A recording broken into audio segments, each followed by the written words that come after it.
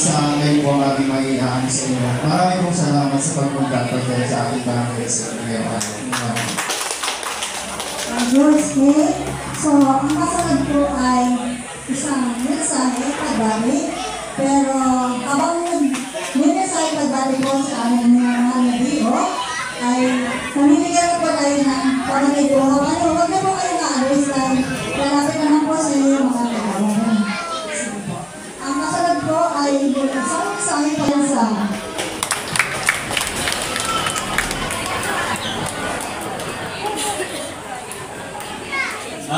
Maraming salamat po sa ating guru ng palatuntunan. Pagpupugay po sa ating napakahusay na punong barangay. Palakpakan po natin ang aking kaibigan, Kapitan Hernani Grutas. At siyempre, pagbati rin sa bumubuo ng Sangguniang Barangay, ang mga mahusay na kagawad. Ganon din ako sa mga voluntaryong lingkod. Yan o yung mga BSW, Tanod, Barangay Justice, at mga naririnig po ba ako? Kayo po ay kakain na ha. Diretso lang po. Pero yun ang pakikinig ay yan, hindi ko natin yung sasabihin ko. Dito na muna ako para sa malapit-lapit. Ano po?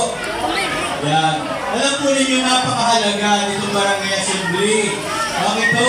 Sila ho ba kayong minuto natin? Yan. Ito. Dito natin malalaman kung sila ho ay tumupad saan lang mga binangako. Ano? May mga kandidato kasi ultimo yung bituin yung susungkitin. Ano? Ganyan ko lang mo, hindi masukit yung pang-bituin. Ano? Ganito ho yan. Hindi ho madali.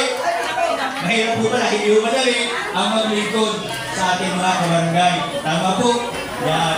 Ang masama ho, inuulit ko. Nag-budget si Kagawad ng 20 pirasong istrata na nun. Halimbawa ho yung mga gayon, ibukang kain ni Kagawad. May tuto ka na, akin. Akin, halimbawa yung 5 byuda na nagpapalo na lang na hindi na magbabayad. Dahil yun ay isa sa batas at pagtitibayin ng Sangguniang Barangay. Tama ho, yun ang hanapin ninyo sa kanila.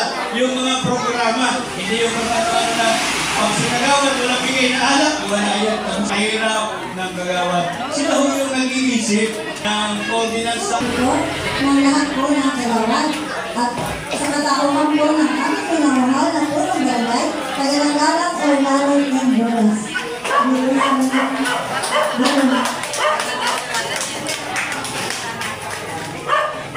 Maraming salamat po kasi ako